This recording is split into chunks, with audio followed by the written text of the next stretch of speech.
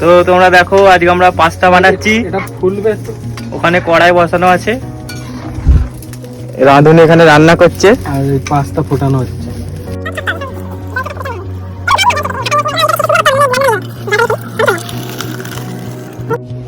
তো পাস্তাটা আমাদের নামানো হয়ে গেছে, এবার আলু আর ডিমটাকে আমরা ভেজে নেব।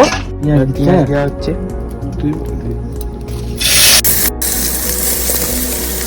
পেঁয়াজ দেওয়া হয়ে গেছে কড়াই, আলু দেওয়া হবে এবার। নাড়া হচ্ছে পেঁয়াজ আর আলু, ডিম দেওয়া হয়ে গেল একটা, আর একটা দেওয়া হচ্ছে।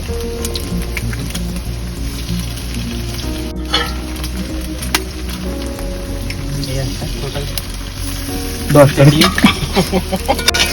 এবার নাড়া হবে। আলু ভাজার সময় একসঙ্গে নাড়া হচ্ছে ডিম দিয়ে।